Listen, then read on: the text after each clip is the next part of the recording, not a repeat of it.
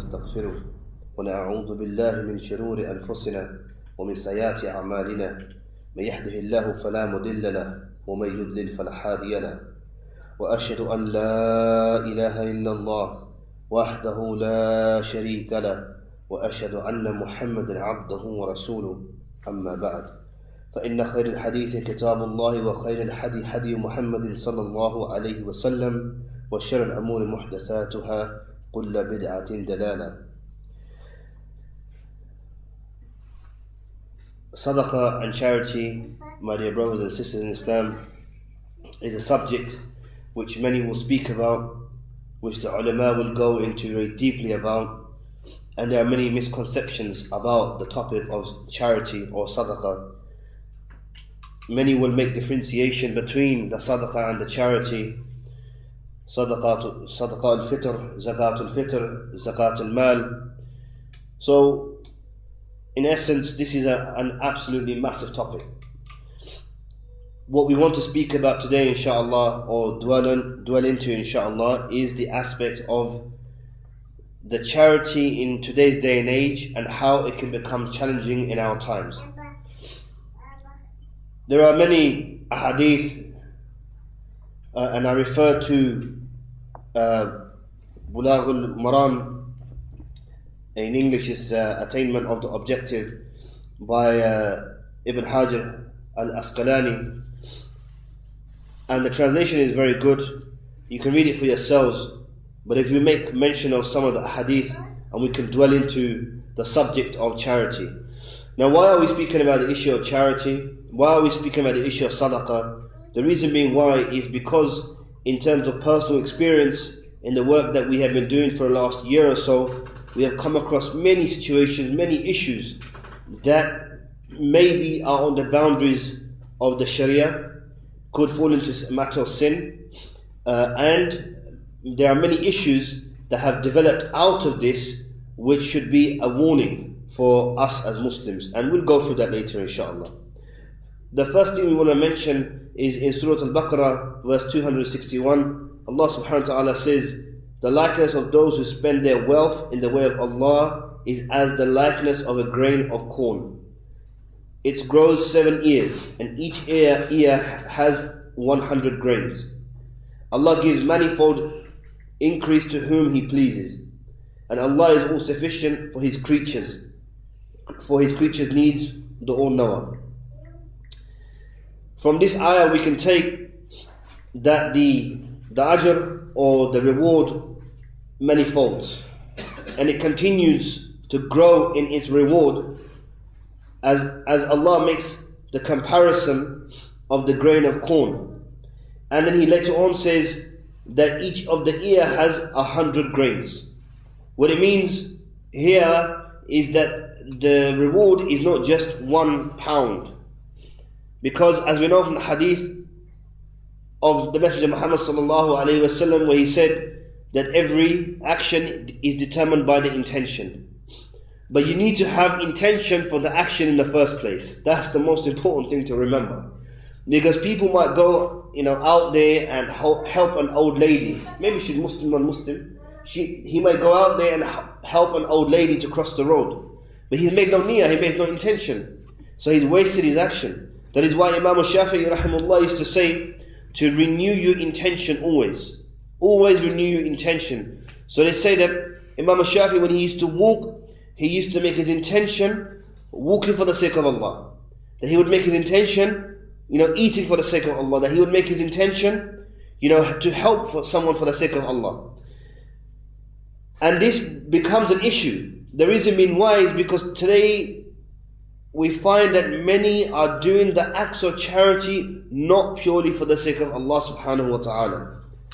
We make reference in Sahih al-Bukhari, the Messenger Muhammad sallallahu alayhi wa alihi wa sallam said, in the morning of every day, 2 angels descend from heaven. One of them says, "Oh Allah, compensate whoever spends in your cause." And the other one says, "Oh Allah, destroy whoever withholds it." Here is Sahih al-Bukhari. So 2 angels together, like twins, will descend from the heavens, from Jannah, and they will always be together. And they will say, Allah compensates so and so. And the other one will say, destroy that person, the other person, because he withheld from his sadaqah, from his charity. Now the term sadaqah and charity, there's no difference. It just in terms of, just to lay down the foundation in the sense. We know that some of the ulama have made a distinction, and I'm not too sure to the reason why, but such as they say, lillah, sadaqah, obviously we know zakat al-mal, etc. But in essence, when we speak about voluntary charity, meaning that it's not obliging upon you, and you give that as a sadaqah, as a charity, it's the same thing. There's no difference with it, really and truly. And another thing that we need to also realize is the fact that once you have given your charity, then it is between that person and Allah. And the reason why I say this is because people would like to make a big thing about, their certain amount that they give. Well, look, your job is done. If you want to put it in that way, yeah? Your job is done, you've given it to them. Now that person may be a liar, he may be a thief, he may do whatever he wants with it. That's between him and Allah. That doesn't mean that your ajr is going to be less, that your reward is going to be less. You will get the equivalent to what you have given. And more importantly, you will get what you have, not just what you have given, but depending on your intention as well.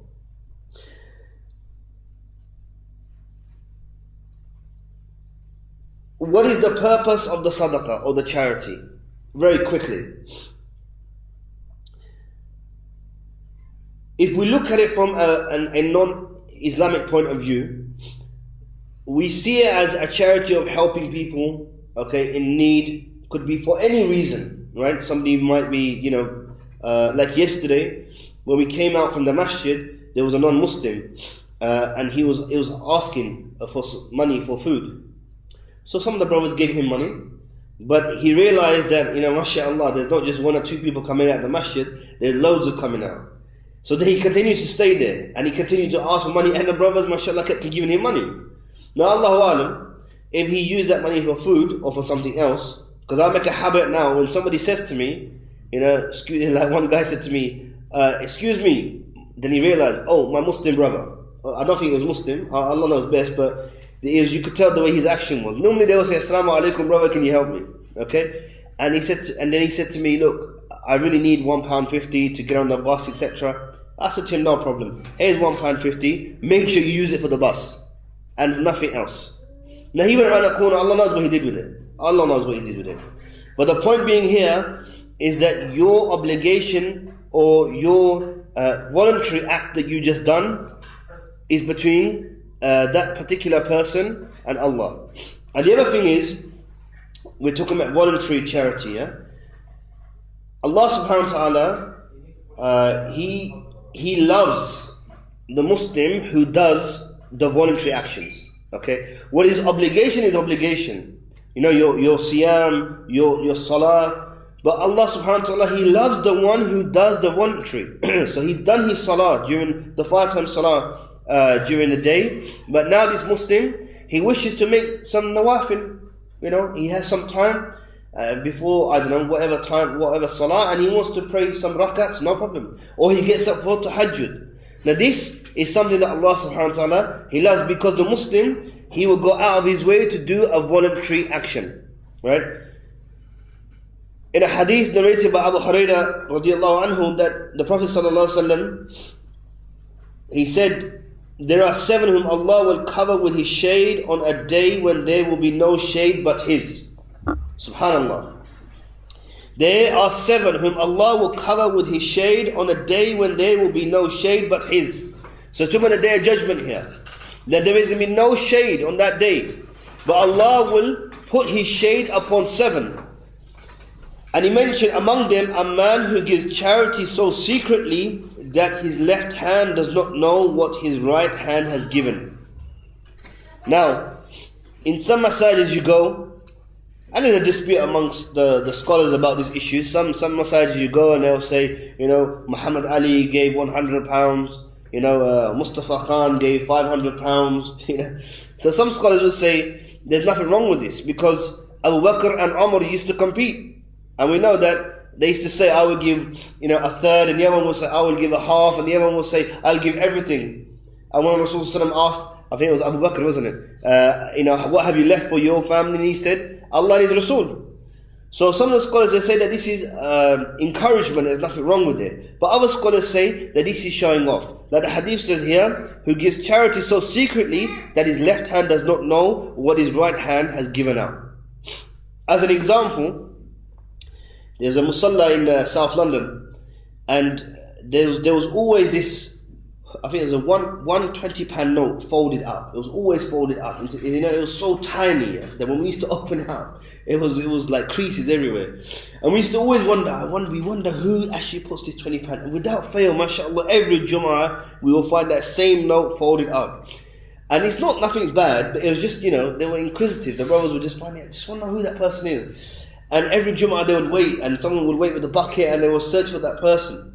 And I think up to today, no one's actually found out who that person is. Right? Why? Because Allah subhanahu wa ta'ala has concealed His action. He has concealed His action. Why? Because He has done something for the sake of Allah, so He does not want to be exposed to anyone. Yet Allah subhanahu wa ta'ala, out of His divine mercy, can expose the bad actions of certain people, but also Allah subhanahu wa ta'ala will expose the good actions of certain people. Why? Because He wants people to love Him, Allah Azza wa Jal. Not people to ask people to love Him. And that's one of those issues that we're going to discuss as well further on, inshaAllah. In another hadith, where the Messenger Muhammad sallallahu alayhi wasallam said, if any Muslim clothes a Muslim when he is naked, Allah will clothe him with some of the green garments of paradise. If any Muslim feeds a Muslim when he is hungry, Allah will feed him with the fruits of paradise. And if any Muslim gives a Muslim a drink when he is thirsty, Allah will give him a drink from the pure wine which is sealed to drink. So from the hadith it's clear that it's a matter of action, okay? And it's not always just money. This is something that we need to realize as well, that the charity, the sadaqah is not always about the money, but action must be accompanied with the money. So maybe somebody doesn't have money, which we'll narrate a hadith here in a minute. What can he do? What can she do? Rasulullah sallallahu alaihi wasallam said that even a smile can be sadaqah, even a smile can be charity. For the one who can help a person on a horse put his saddle on the horse, this is also sadaqah, this is also charity as well. So people should not have this notion that it's all about money, just giving the money with it. However, another hadith narrated by Abu Hurairah radiallahu anhu, that the Messenger Muhammad sallallahu alayhi wasallam said, give out sadaqah, charity. Then a man said, O Messenger of Allah, I have a dinar. He said, spend it on yourself. He said, I have another one. He said, spend it on your children. Then he said, I have another one. He said, spend it on your wife.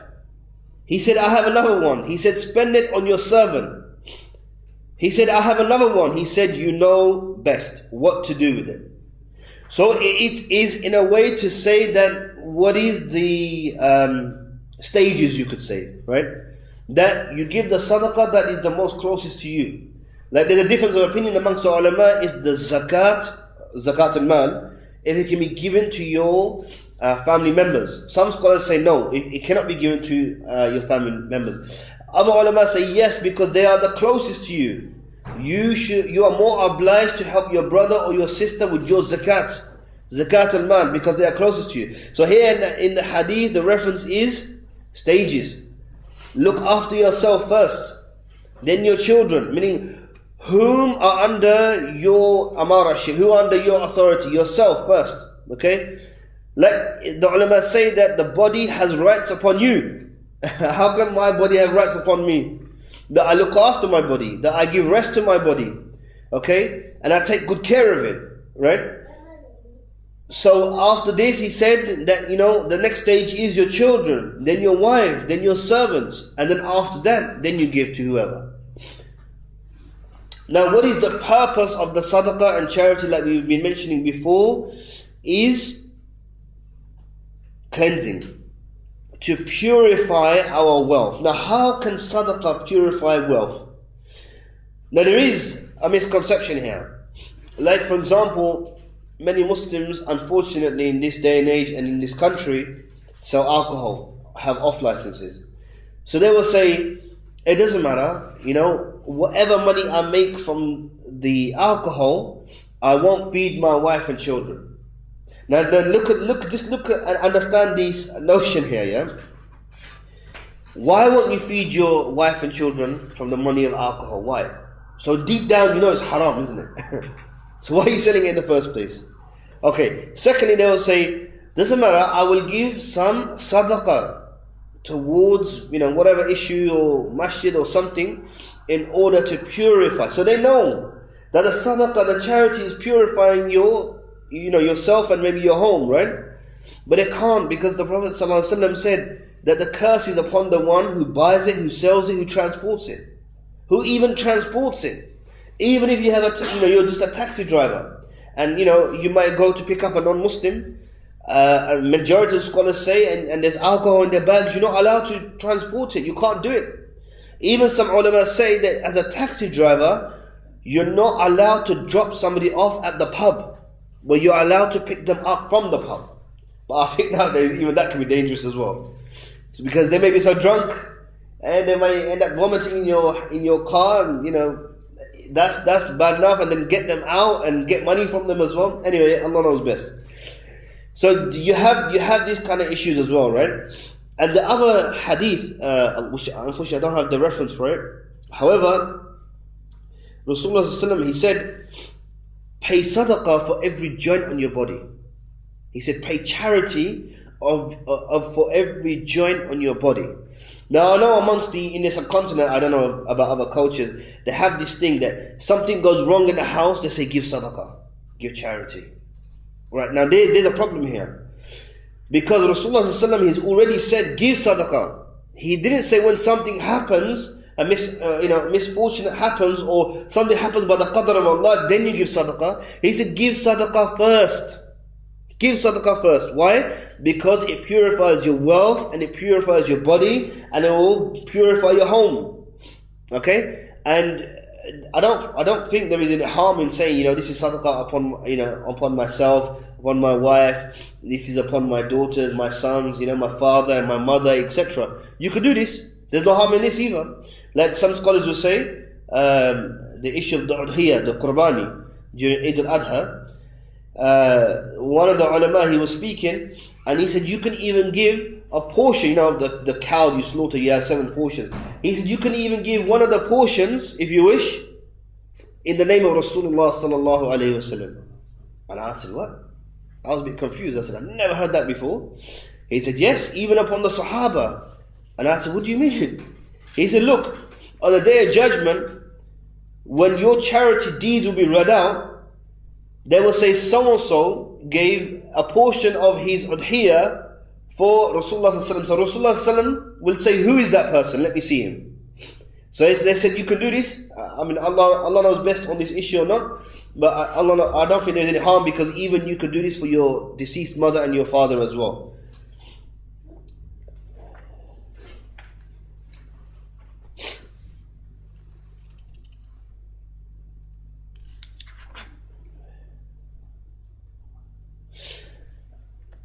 And in the last hadith that I want to mention for today is where Rasulullah ﷺ said, acts of begging are scratches with which a man disfigures his face unless one begs a ruler or a situation which begging becomes very necessary. And unfortunately we see a lot of this in the Muslim lands, wherever you go. It doesn't make sense, right? Where you travel to a Muslim country. And mashallah, recently I came back from Lebanon, and there's houses, these what they're called penthouses, flats, luxury flats, 3-4 bedroom luxury flats, being sold for like $450,000. Okay, and these Range Rovers and Porsches driving up and down in Beirut. And in the very next road behind this complex, you got the poorest of the poor people who are living on maybe $10 a week, and they can just barely pay the rent. So you think to yourself, I don't understand this. What's going on here, right? many non-Muslims commit suicide. Why do they commit suicide? Okay, even Muslims as well, unfortunately. But those that have been committing suicide in the last maybe, for say, 5 or 6 years, high-profile figures, bankers, fashion designers, right, footballers. Now these people have so much money. They have so much money. They have so much wealth. Okay, they can keep themselves, amused for the rest of their lives. But why does someone take that purpose of killing themselves? Because they are not satisfied with their life and their wealth. No matter how much wealth they have, it can never ever give them the fruits of holding on to. It's like saying, Allah subhanahu wa ta'ala has blessed you with one shop, a halal shop, right? Like I don't know, fruit and veg or something like this, okay? DIY store, right? But like the hadith of the Messenger of Muhammad sallallahu alaihi wasallam, when he said, if a Muslim or the son of Adam has a handful of gold or a mountain of gold, he always wants another. So you have one shop, be satisfied with that one shop, but you want another one. So this person, does he have any, is he happy, is he pleased with his life? No, he's always running after another business. He's always consumed in buying stock for his present day business. And he's always running after it. And then you see slowly, how one will start giving up his Islamic obligations because of his business. And he will make excuse for his business, okay? And this is something that we have to avoid, because nowadays one thing that we realize, there's one brother I was speaking to today, is that Muslims are not forbidden what is wrong. They know that person knows what they are doing is haram. They know that. So now they become, what's the point of me telling that person is haram? Unless you spoke to him already. You see, if Muslims begin to say, brother, this is haram what you're doing, sister, this is haram what you're doing, in the best of ways, not to go and accuse them and shout at them and scream at them. No, because the Prophet ﷺ, he said in Sahih Bukhari that Islam is nasiha, Islam is advice. And the way you give advice is the most important thing. So you tell someone that this is something haram, brother, sister, etc. Okay? Likewise, when it comes to issue of charities, it's the same thing. There is unfortunately a disease which is creeping into the Muslims generally, and also in the Muslim organizations and charities, and that is professionalism. You have to be professional. Now there's nothing wrong with that. There's nothing wrong with being professional, okay? If you look at that Allah subhanahu wa ta'ala, He likes the Muslim who does to the best of his ability, and for it to achieve what they can in the best, okay? But that's without compromising the Sharia, without compromising Islam. Now, without naming names, we find that when you look at the non-Muslim charity organizations, what is the ethos? What do they go by? Right? They go by their Sharia, which is the Charity Commission.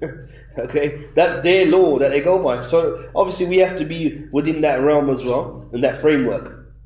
Now, if you look at how what they do is very different from the Muslim, because what we said is it's about intention. Okay? That what is your intention that you are helping? You're giving £10 towards Syria, or you're giving £5 towards Pakistan, Kashmir, Bangladesh, or Somalia, wherever. Why? Is it because you want to help your own? This is another problem as well, right? That you find, like some people will say to me, well, where were all the Syrians in this country when Afghanistan was being bombed? How comes they wouldn't even take out a pound out of their pocket? Yeah? Like when you ask, when you speak to the Kurdish brothers, yeah, in Iraq, right? And you speak to them and you say, look brothers, you need to help your brothers in Syria. They say, well, where were they when we were being slaughtered? You understand? So what happens is, people say, oh, because I'm a Syrian, it's towards the Syrian cause, I will give money towards it. Okay? Or somebody will say, because I'm from Kashmir, and there's a Kashmir issue going on, I will give my money towards it. It's wrong. This is not the way. And your intention is ruined. That means you're not going to get the reward for it. Because the intention must be always for the sake of Allah subhanahu wa ta'ala. So I was mentioning the issue of Islamic organizations and how they create this idea of professionalism and basically doing whatever you want for the sake of the charity, whatever you want. So like, for example, they've got these new things, climbing mountains, nothing wrong with it, and raising money, okay, doing these, what they call it, the bicycle challenges, riding your bike from, I don't know, say 100 miles, 200 miles, nothing wrong with it, okay. Then you've got these weird running. There was one a couple of years ago where I think it was like this challenge of getting as many people as possible to run in this track and to raise money, right? So what it seems to be is people don't want to depart with their money in terms of sadaqah without doing something for it or seeing something done for it. There's nothing wrong with saying, Muslim Aid or Ummah Welfare Trust or any of these groups to say, if you don't mind, can you tell me exactly what happened with the money that I sent you? No problem. It's your right. You can ask. Yeah, it was sent here. It was dealt with here. The way you said it, etc., etc. Okay. Now, is it Islamic to do certain actions to raise money? This is what you have to ask. It's not the way it goes. All right. What we should really say is that would Rasulullah sallallahu alaihi wasallam endorse such an action? Would he endorse such an action? Would al-Mu'minin Aisha radiallahu anha herself do such an action to raise money? The hadith says, give with your right so your left hand doesn't see it, or give it with your left and your right hand doesn't see it. Give it in the most secret way so it is not seen, right? Without it becoming a big thing and people making a big hoo-ha about it. Encouragement is different. As an example, with the charity that we are with, Aid Convoy, a local school got involved in raising funds. Now we didn't know about it. SubhanAllah, we didn't know about it. We just got a phone call from the school and said, we raised some money for you. Would you like to come and collect it? We said, okay, no problem, alhamdulillah. Went to the school and the children collected £1,400. And this is a non-Muslim school. So, there's Muslim kids there as well. And we were surprised. Now to encourage them, we made a little certificate and gave them a certificate and gave them a box of sweets. There's nothing wrong with that. You're encouraging the children, you're encouraging the non-Muslim community to see your work. Okay? But the problem is, when you always want something back, you expect something back. This is the problem. What you're going to expect is not in the dunya. You should never think that it's in the akhirah. In the akhirah, why? The hadith, words to effect, where it mentions that charity, and that's the charity with pure intention for the sake of Allah, will protect that person until the day of judgment. Meaning in his or her grave, the charity, the sadaqah that the one gave that was pure for the sake of Allah subhanahu wa ta'ala, this will protect that particular person in their grave until the day of judgment. Right? But the one who always wants something back in return, and one of those issues is praise. Okay? Again, like we said, encouragement, praise, nothing wrong with it. Rasulullah sallallahu alaihi wasallam would praise the Sahaba, would say so-and-so did good action, so-and-so did this to encourage the other Sahaba to carry on, doing the good action. Problem is, today and nowadays, the praise has become a type of arrogance. And Allah subhanahu wa ta'ala, He says that man cannot be arrogant. And even scholars say, if a man becomes arrogant, this is a minor kufr. Because, I know it doesn't sound right in English, but the arrogance is only to Allah subhanahu wa ta'ala. Because He is Allahu Akbar, He is the greatest. He is the one who rules. Okay, He is the one who has created all the planets and the earth and the universe. He has the right, subhanahu wa ta'ala, to be the arrogant in that sense. The word is not right, okay? However, the man should not go beyond his scope and say that I did this, I am this. And this is a problem that is coming into some of the charities, okay? That they have this I thing. Well, it's not an I thing, because without the sadaqah and the charity of the people, you wouldn't be able to do it. Okay, the people have given you the money as an amana, as a trust, okay? And you have gained this maybe popularity or this status in a sense, but by whose permission? By your own? No, by Allah subhanahu wa ta'ala. If He wants something good for you, and He is the same Rabb who could make you, go crashing down to the ground if you're not careful with your personality and your character. What is harming the work of the charities such as ourselves, Aid Convoy, in the last year or so now? There are some misunderstandings on the aspect of what sadaqah can be used for and what it can't be used for. and this notion of 100% policy donation. Okay, it's very dangerous to mention this issue. The reason being why is what people don't realize, and I'll give an example. In Lebanon, when I was there last month, mostly it works on cash, right? Now, for me to take cash from here to Lebanon, it's very difficult, and I'll explain to you why that is difficult. So when I got to Lebanon, we wanted to take out $18,000. You can't do it because the ATM machine only allows you to take $700 per day. So what we're going to do? Spend the next 18 days taking out $700? $700. Couldn't do it. So the only way we could do it was to find one of these money exchange places, okay, and do it with a debit card, okay. In order for me to get $18,000 cash, I had to pay $700. $700. So this is why this idea of 100% policy donation doesn't always go. Yes, if you say, are your trustees or are your volunteers paid, then that's right. Alhamdulillah, none of us are paid. None of us are paid. We do this, voluntarily. Okay. Now it's logistics. How do you run an organization? How do you run a charity organization in this day and age? Okay. The websites, all this kind of they cost money. In order for me to go to, or for us to go to Lebanon or Turkey and buy items, like for example, a couple of months ago we did a blanket appeal in Turkey. Okay. Now we bought, I think we must have spent about £14,000 in buying, I can't remember how many blankets it was, but it was thousands of blankets, right? Now how do we transport it from the factory to the border? Then in the border we had to get another truck to take it inside Syria. How do we do it? Who's going to pay for it? So this is part and parcel of the sadaqah. This is what people have to realize and understand, that all these things are assisting the charity, okay? And the scholars are clear on this, that it is permitted for the organizations to use some of the money towards the logistics, but it can't be misused. Okay? For example, if somebody has to go from that organization, it's allowed for you to pay the plane ticket, okay? But now someone says, I want to go direct, and that's £500 to go direct. And the other one is like, £200, but it's indirect, and plus you have to wait for 3 hours. Well, you take the indirect one because it's cheaper. That's the way it works. Okay.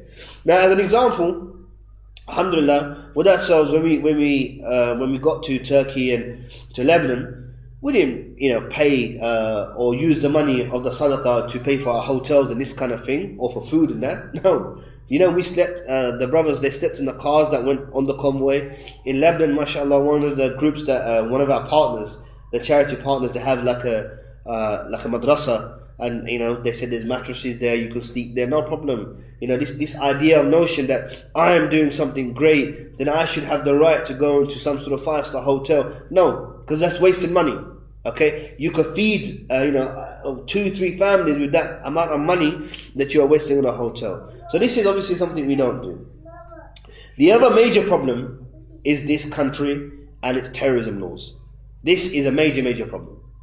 So now you have this thing about the rebels, the Islamists. Specifically, we're talking about Syria now. Yeah. So anybody who has a past, or anybody who looks maybe like this, or anybody who speaks about Islam, suddenly this person becomes what is the term they use? A person of interest. Okay, so I've got, mashallah, a nice folder of being stopped under Terrorism Act Schedule 7. Okay, and I know all of them, all the situations and the issues involved in it. Now when I go to the airport, they say, sir, we have to stop you, and I say, no, let me stop you. You're going to stop me under the Schedule 7 Act. No, I don't need no one to represent me. Okay, let's go inside and start the questioning. Sit down. So we have to also, no, you don't need to take my fingerprints, you took them 6 months ago, check your logbook. Oh yeah, it's true, we've done it already, right? No, you don't need to take my photographs, you did that 6 months ago, and last time when you stopped me. Well, you know a lot about the Schedule 7, don't you? Well, yeah, because you stop me every time I leave and come back in this country. Now, They make you miss your flights. This is what happened to me personally back in July. Maybe miss the flight. Give me all this rubbish about the airlines will allow you to go back on. Just tell them that we stopped you, etc. Now look, you go to the airport, you check in, you're sitting in the lounge, right? The police can see you. They can see you sitting there. You go up to board the plane, and that's when they take you in for questioning. Hold on a second. I've been here 2 hours. Why didn't you question me before? Sorry, sir, it's procedure. It's not procedure. They want to put you off from doing a good deed. That's the way I see it, okay? They want to put you off, and then they want to get some sort of information. You think I'm that stupid, that I'm going to have some top secret information in my phone, or in my laptop, or in my wallet, yeah, so you can take it from me, and arrest me on a terrorism act and put me in prison? Come on, let's be serious, okay? They ask you the most stupidest questions. Like, do you pray 5 times a day? Yes, I do. Can I ask you what kind of Muslim you are? There's only one type of Muslim. Are you a Sufi or are you a Salafi? Wow, mashallah, they're getting there now. So, have you done your Hajj? Oh, wow, well done. No, I've done my Umrah. Oh, you done the Umrah, I see, okay. So you have any plans to go and do Hajj? And they ask you all these kind of questions. So where do you live? What mosque do you go to? Are they Salafis as well? Or are they Hanafis as well? Or are they Sufis as well? And what they're trying to do? What's your mother's name? Your father's name? Which country do they come from? What's that got to do with anything? Your children's name? Now, unfortunately, I didn't know that under this Schedule 7 Terrorism Act, they are only allowed to stop you and ask you questions regarding your travel and nothing else. They have no right to ask you about nothing else, like your mother's name and your children's name. But the problem with this is that they just make your procedure longer. That's what they do, because they have the right to hold you up to 9 hours. They can hold you up to 9 hours without any excuse. Okay. Now you go there and you answer all these stupid questions. Okay. And then they always want to pose. Well, they stop posing the question to me. Would you like to be of assistance to us? Yeah, they don't ask me that anymore. Okay, that was the first time around. Yeah, and it's like, no. What do you think I'm gonna do? Right? What can you do for me? Yeah, that I will want to be of assistance to you. I said, I am being of assistance to you. You're lucky you stopped me and not somebody else. Yeah, and not only that, I said to them, look. It don't make sense to me, right? In Syria, this guy Bashar has been killing, torturing, raping for the last 2 years. And you have not supported the rebels or whoever you want to call them, okay, at all with arms or anything. But when the Gaddafi and Libya crisis happened, straight away you sent your jets there. And they were like, yeah, well, okay, what about Mali then? Right, these Islamists that are in Mali, what have they done? Have they killed? Have they tortured? All these lies, when you watch, especially French news, yeah, you think, oh, come on, you could do something better than that. You seriously, you can, lie if you have to, yeah, but make it look good, right? It's like saying, they say, the women were forced to wear hijab, and then they show the women, now, they're still wearing hijab. And you think, hold on a second. They're still wearing the hijab. I don't get it, right? Same thing as they did in Afghanistan. These women, they're forced to wear the burqa. Okay, the burqa is like it's like the niqab, but it's like it's the whole body's covered, and you've got this kind of mesh thing, right? Well, go back to Afghanistan and find out, are these women still wearing it? Yes, they're still wearing it because it's a part of their culture. That's how they believe. That's what they believe, and they're still wearing it. So it's the same old kind of story. What I've kind of concluded from the police, in a sense, is what they're trying to say is, we're worried that Muslims are going from the UK to Syria. They're going to fight, which is really all good. Nothing wrong with it, because he admitted that it's not an act of terrorism for a Muslim to go and to be a part of the rebels, as long as it's not a terrorist organization. So I said, okay, so which was a terrorist organization? They said, well, we haven't enlisted them yet. I see. So when you enlist them, then you're going to say, you was there and you were fighting with Jabhat al-Nusra, or you were with Ahrar al-Sham, or you were with Al-Fajr and blah, blah, therefore we're going to do you for terrorism. Okay? Is that his doctor? May Allah subhanahu wa ta'ala hasten his release. The one who came back from Syria, apparently from the East London area. and they arrested him under terrorism. And I said, I don't understand, how could you arrest him under terrorism when he was actually arrested for kidnapping the Sunday Times reporter? Now this is a, SO15 they're called, right? Special branch. He said, I'll be honest with you, yeah? You gotta understand, we can only stop you under one legislation. That's Terrorism Act, Schedule 7. That's the only act we can use in the UK to stop anybody for any reason. If we have to stop someone, detain someone, we have to go to the court first. So this is the most easiest act to use. He said, this doctor that was arrested, yes, we arrested him and charged him with terrorism, but to be honest with you, when it goes to court, we won't even use the terrorism. We'll probably slap on some other charge, because it's not really terrorism, because they can't make their minds up. They don't know who's a terrorist and who's a rebel. Like America have put Jabhat al-Nusra as an example on their terrorist list. Okay, so anybody from America, Muslim, who goes to a fight in Syria and and I don't know how they're going to know, because I'm pretty sure Jabhat al-Nusra don't have an application form with the ID card, and say, you're a member now of Jabhat al-Nusra.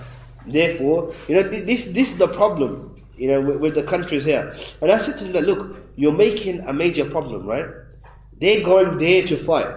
Okay, if they're going there to fight, then let them be. If not, then you send your soldiers and help the rebels, isn't it? Is that the case? They said, no, it's not like that. We're concerned that they may go and they may learn and they come back and start blowing up England, etc. and blah blah. It's like, what planet do you people live on? Subhanallah. So anyway, the real main issue is they don't want to support the rebels purely because majority of the rebels are asking for the implementation of Sharia. That's it. That is it. This whole thing about supporting the Syrian opposition, okay? Why? Because the rebel groups themselves have rejected the Syrian opposition. Okay, for many reasons. One, you weren't even in Syria when you were formed. Okay, you lot have been in exile for the last 30 years. Number one.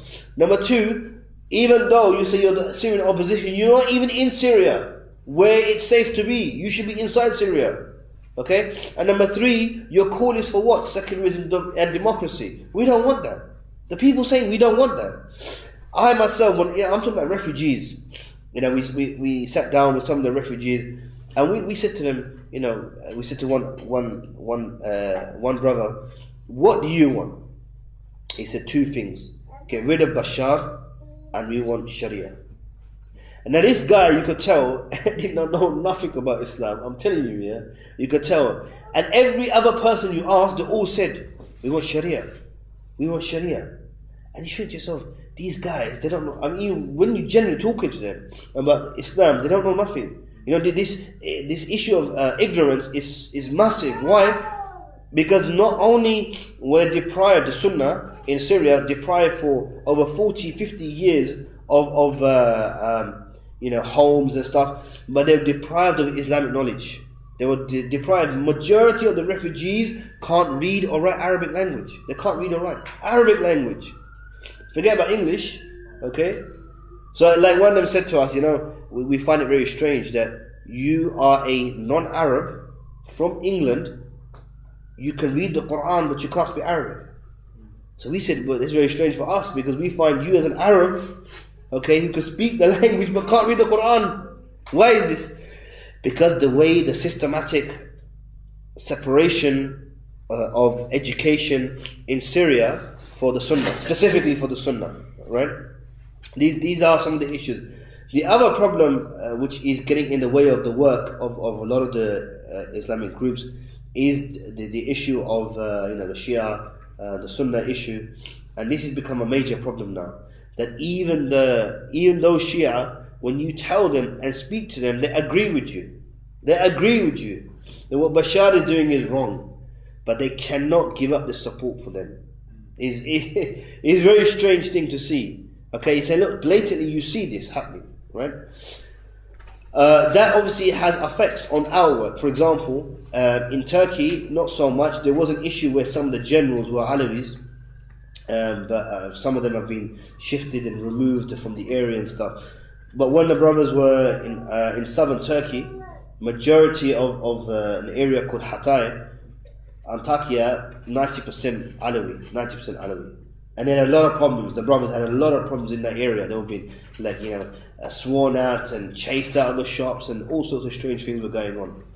In Lebanon is a bigger problem because the airports and majority of government places, even though I think at the moment the Prime Minister is supposed to be a Sunni and the President is a Christian or something, but it's like an entity within an entity where you have majority of the Alawis in those positions, and that causes a lot of problems. Doctors Without Borders is an international organization. They last week they released some statistics and said there's 220,000 Syrian refugees in Lebanon alone. But what's happening is that they're not getting any recognition from the government to help them. So as soon as they cross over, because don't forget, Damascus to the Lebanese border, I think is maximum 40 miles, maximum, right? Straight road if you do it straight all the way, right? As soon as they come into Lebanon, they are in the Alawi area, so they can't stay there. I'm talking about the people that can afford it, not the ones that are poor. So straight away they'll go to Beirut, even though it's a big Shia population, but they go to Beirut where there's Sunni area, and they'll rent a house there, or they'll go to Tripoli where the majority is a big population of Sunnah there, and they'll same thing, rent a place. But the poor people will live on the border, and there's many cases of people, Shia Alawis, going on the border just for fun, start shooting their guns, scaring the refugees and this kind of thing. So they're scattered all over, which is a problem, dealing with that situation as well. Finally, I will conclude with the question of, is aid being are the Syrian refugees or the Syrian people, are they receiving the aid? This is a big question now, what people are asking. Well, it depends. You have to ask those groups, because we know of one charity, without naming them, they had raised about £200,000. This was last April, May. And they did nothing with it for about 6-7 months. The money just sat in their account because they couldn't do anything with it. So they were very quick to raise the money, but they couldn't spend it. So this is a problem, right? With us, we're a lot smaller charity.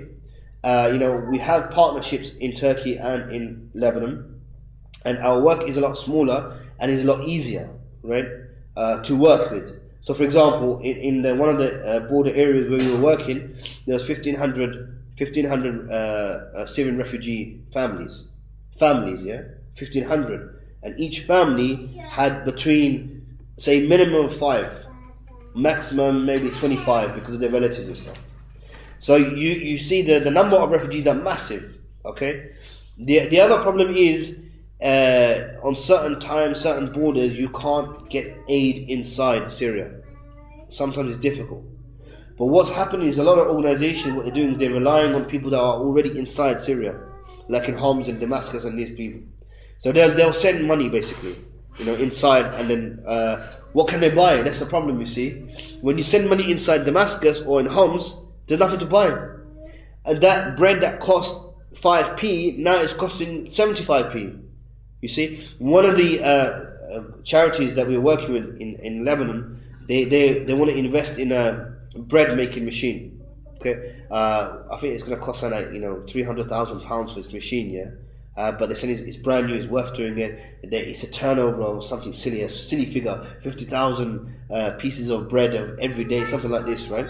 And we spoke to one of the doctors, and they were saying that we distribute bread sometimes. Okay, he said the problem with that is that when we go from village to village, town to town, the amount of bread we have, it takes us about 4 or 5 days to distribute it. So when we get to the last town, the bread is off.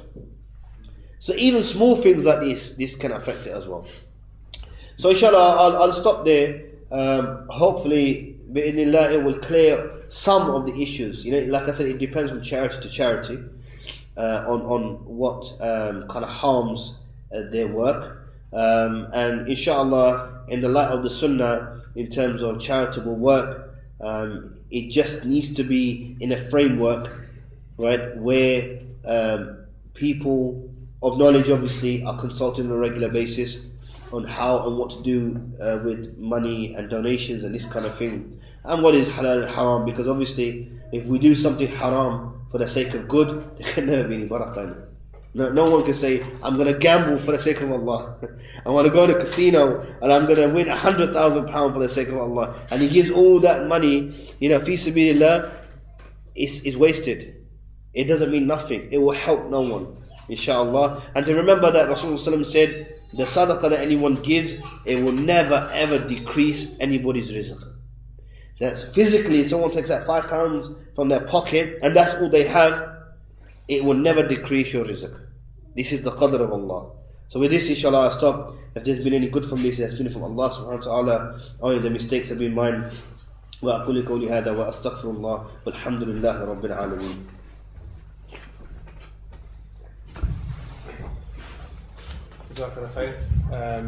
Time for some question and answers.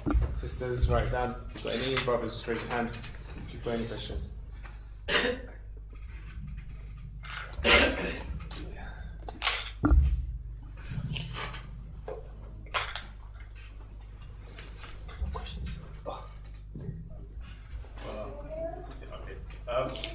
Is there going to be another convoy going soon? There's one that's leaving next Wednesday, and there's another one that's leaving in March, but that is not by ourselves. The reason being why is you have to outweigh the issue of convoys. Now, there's no point in buying anything from the UK, like blankets and food and that, because it's a lot cheaper in Turkey, as an example. Okay, what is needed is vehicles like 4x4s, as an example. The reason why they need 4x4s is because it's exactly what it is a 4x4 for the terrain, for the snow, to get through the snow, the hills. One of the doctors that we're working with, it's called the Association of Free Syrian Doctors. They have like a group of medics, okay, and most of them are half trained anyway, but what they do is they live in one compound, and as soon as they get a phone call, so-and-so town has been hit, they grab their medical packs, jump into the 4x4 and drive down. Okay, that's why it's important for them to have these ambulances. We've sent many ambulances, they're good. Only problem is they are literally a target because they're so fluorescent. Yeah, the jet squad, one of the brothers showed me some pictures of some ambulances that were sent by another group, and they were stationary and they just got bombed. So what the brothers are starting to do now, mashallah, is as soon as the ambulances get there, the Syrian brothers, they get spray paint out and they just spray it back. So it's working. But the only problem with that is, if it starts snowing, it's going to stick out like a sore thumb. So you can't really win, in that sense. But yes, the vehicles, it gets to them. They're using it. One of the brothers is still there. He's been there for the last 2 months now. Spoke to him last week. And at that time, he was actually burying 10 of the shuhada. And he said, Wallahi, he said, brother, he said, we buried them. He said, we finished burying them. He said, I swear by Allah, I can still smell the perfume on my hands. And that was purely from their body. Purely just by touching the coffin and putting it into the grave. He said, that's it. He said, the smell is still there. So alhamdulillah, the work is being done. But we just don't find it feasible at the moment to send any more vehicles. Other brothers are going because there's many organizations that are working from here with their partners. But they will be going. What we, inshallah, will be doing is trying to concentrate on the Lebanese side of the border. Because that is the most neglected side of the border. There's only been a few organizations that have just started their work there like us. It's a lot more difficult to work there. But what we wish to do is to send a container full of medical aid. Now this is an issue that we're trying to negotiate with the government, basically, if they will allow it or not. Because, for example, the Turkish government will not allow any kind of medication to come in. You have to buy all from inside Turkey, which is not a problem. It can be done. But yeah, that's it. Right? Yeah, just earlier, I don't know, maybe it's my misunderstood. You said there is some scholar that distinguish between giving money secretly or mention that I'm giving 10,000, 5,000 or something. Yeah, well, what the issue is obviously the hadith we narrated that one should give it secretly. Okay. Yeah. But the other issue is it an issue of the question the brother is asking was the issue of praise when somebody gives the money, right? When they announce it in the masajid and that.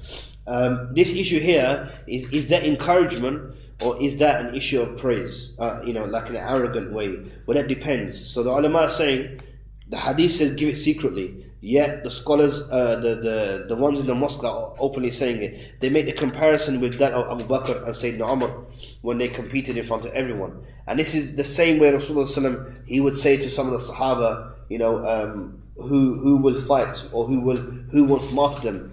Okay, and they will say, Ya Rasulullah, I want martyrdom. Or some of them will be silent. And he will say, none of you want Jannah, and some will stand up and say, okay, I want it. So I don't know, I mean, this is a dispute amongst the scholars if this is something good to do or not to do. If you don't mind, because I just mentioned ayah, in the Quran, yes, when Allah subhanahu wa ta'ala said after Bismillah ar-Rahman ar-Rahim, الَّذِينَ يُنْفِقُونَ أَمْوَالَهُم بِاللَّيْلِ وَالنَّهَارِ سِرًّا وَعَلَانِيَةً فَلَهُمْ أَجْرُهُمْ عِنْدَ رَبِّهِمْ وَلَا خَوْفٌ عَلَيْهِمْ وَلَا هُمْ يَحْزَنُونَ. So there is an ayah which is it's clear. Yeah, I mean what yeah. I'm saying that you're right in that sense, even with the hadith that we mentioned. Okay, but what the scholars are saying is it is encouragement. Some of the scholars, I'm not saying all of them, but we wouldn't want to do that. We wouldn't want to do that in a sense to say that so and so gave this much money. I don't believe personally that this is something according to the Sunnah. But you're right, in terms of it should be concealed and it should be kept in a way where, like the hadith mentions, the left hand does not see what is in the right hand when he is given the sadaqah. Any other questions? Well, if you, Sheikh, can answer this, but why can all the charities in the UK not come together and just have one common goal and purpose when it comes to helping like the Muslims in need, say in Syria? You've just mentioned there's a charity that had 200,000 sitting in their bank account, where maybe another charity could have used that money. Is there an issue between the charities, or do they not have the same goals, or I don't understand? We're still asking the same question. The question is in regards of why is there not a better cooperation between the Islamic charities, yeah? But we're still asking the same question. And we still haven't got an answer. And I'll give an example. When we started, we had no intention of becoming some sort of registered charity organization because a lot of headache with us, a lot of headache. And we literally said, we approached, again, without naming groups, we went to one organization and said, look, there's nothing happening for Syria. This is last year, February. Are you going to do something? Can you do something with us? As we're just individuals. They said, not at the moment. We went to another organization and they said, we've done some work, but there's too much of a security risk. So we said, you know what? Let's just see what we can do ourselves. And that's the idea that one of the brothers gave us, because he went to a convoy to Gaza. And he said, let's just do it and see what happens. And alhamdulillah, in a sense, I know without being arrogant, yeah. But because we started this very small project and the influx of donations that was coming in was amazing, that I think that some of the other charities thereafter jumped onto the kind of bandwagon, right? So this unhealthy competition started between the charities and still is going on now, okay? We're the first ones in Syria, we're doing this kind of thing, right? So there is a brother, mashallah, from Manchester. He tried the same thing. He phoned me and said, brother, we're organizing a meeting with all the charity organizations. I said, I'm ready, brother, I'll come. It got cancelled. It didn't go ahead again. He tried and he got fed up with it, okay? The charity groups can be nationalistic. They can be secular. They can have fear that they might get branded or arrested for terrorism or supporting terrorism or something like that. And other groups can be political issues as well. Okay, so for example, some might say, "Oh, they're a bit more like kind of Ikhwan and Muslimin type of people. Yeah, we don't want to be working with them. Yeah, you understand? He's not a Salafi, he's not a Hanafi. I'm telling you, this is still a matter in the charity organizations. The other problem is this, and this is in terms of, I would say it's like an arrogance, yeah? If our name is not on it, then we don't want to be a part of it. This is unfortunate. This is what is happening. So we would say, look, you have the name, we don't care. What we're saying is, let's do it in this way. Brother, they will take, subhanAllah, 6 months planning. And we said to them, you can't plan for 6 months, the people are dying now. Okay? Make some planning, yes, because obviously a Muslim is a smart person. He makes planning and then he does what he can, and the rest he leaves in the hands of Allah. You can't make 6 months planning, right? So now you have, like I said, this unhealthy competition between the groups now. Nobody wants to work with each other, unfortunately. Okay, we have we have a level of understanding. So some of the brothers might say, some of the groups might say, brother, when's your convoy leaving? We're saying, this certain date. They said, okay, we'll leave. We'll do one as well, and we'll leave a month after you. Many of the groups asked us for contacts and information. We passed it on to them. Even like now, we get emails. We can't deal with those situations, so we pass them on. Speak to so-and-so group, speak to this other group, because they have been running longer, they'll have more experience, they'll be able to help you. So you can alhamdulillah see a way of cooperation between the groups. With us, for example, now, many of the brothers are saying, look, once we finished our project with Syria, then we just call it quits with that organization, because there's many organizations there, you see. It doesn't need to go on, we don't need to replicate work that is already being done. But because at that time work wasn't being done, that's when we kind of came about.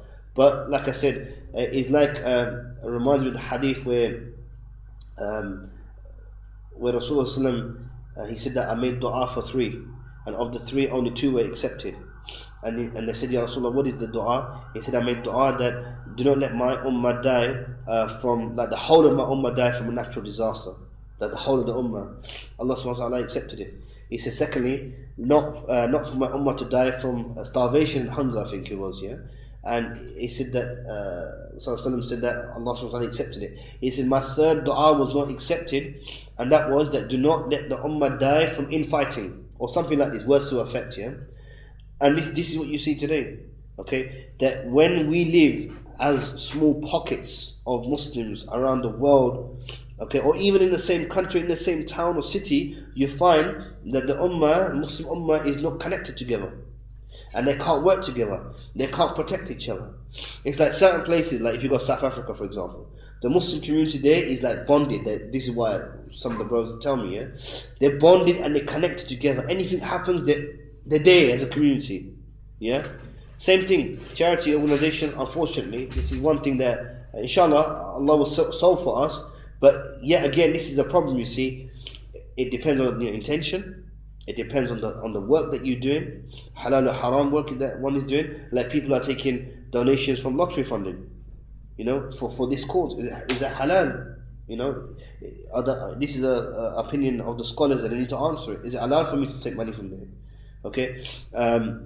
All this kind of thing, this can be a problem, you see. Like for example, again, without naming names, doing these fundraising appeals, okay? Now you're doing a fundraising appeal, but you have singing and dancing going on. Come on, man, you can't tell me the sadaqah, the charity from that kind of event, is something good and halal and it's going to benefit the people. It will benefit nothing of the people. But unfortunately, this is the situation.